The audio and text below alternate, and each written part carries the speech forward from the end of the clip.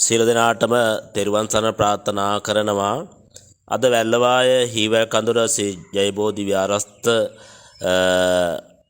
ධර්මෝදය දහම් පාසලේ මූලික වශයෙන් ඒ වගේම උත්සව සංවිධාන සත්කාරකත්වයේ ලබා දෙමින් අද දවස පුරාවටම අපේ සිව් මහා විහාරස්ථානවල දහම් පාසල් සියල්ලම මේ විහාරස්ථානයට අපි ගෙන්නලා 2024 අවුරුද්දේ දහම් පාසල් නිපුණතා කුසලතා ඇගීම් තරඟාවලියේ විනිශ්චය කිරීමේ කටයුත්ත සිදු කරනවා.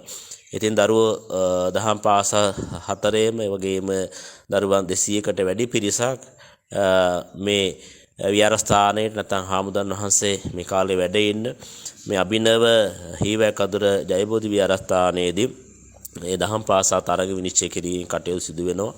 දැන් මේ වෙන විටත් දහම් පාසල් දරුවෝ තම තමන්ගේ දහම් පාසල් වලින් පැමිණෙන ගුරු මණ්ඩලයත් එක්ක මේ තරඟාවලියේ විනිශ්චය කටයුතු වලට ඒ වගේම සූදානම් වෙනවා. ඒ වගේම අපේ පිරිවෙන් ශිෂ්‍ය හාමුදුරන් වහන්සේලා මේ කටයුතු සංවිධානය කරමින් ඒ වගේම අපේ ලොකු ශාසනික සහයෝගයක් ලබා දෙනවා.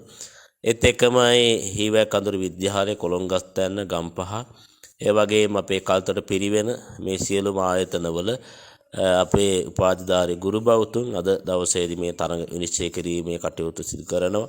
ඉතින් මේ කටයුතු සියල්ලම සිදු කරන්නේ ආනන්ද වහන්සේගේ ශාසනික අනුග්‍රහකත්වයේ.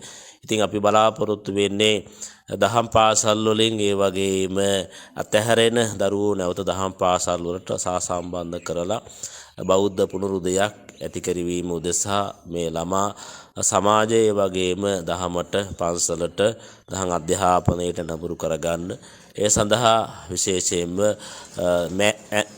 මෑත කාලයේදී අපි විශාල ඒ වගේම කාර්යභාරයන් රැසක් සිදු කරා.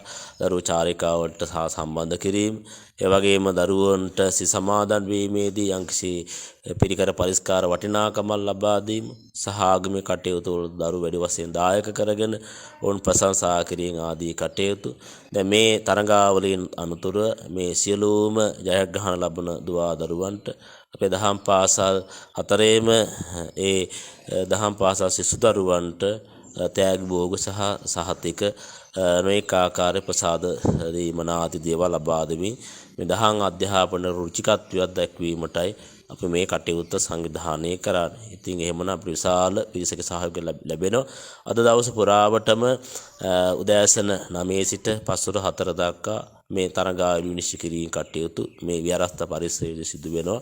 ඉතින් මේ ශාසනික කටයුතු වලට සහයෝගය ලබා දෙන හැම දෙනාටම අපේ පුණ්‍යානුමෝදනාව අපේ ප්‍රශංසාව මේ අවස්ථාවේදී පළ කර මේ ශාසනික වශයෙන් බෞද්ධ බෝසත් ළමා සමාජයක් නැත්නම් ළමා පරපුරක් මේ රටදයට වැඩදායක පිරිසක් බිහි කර ගැනීම අරමුණිනුයි අපේ මේ සෑම සියලු සත්කාරයන් සිද්ධ කරන්න. තෙරුවන් සරණයි.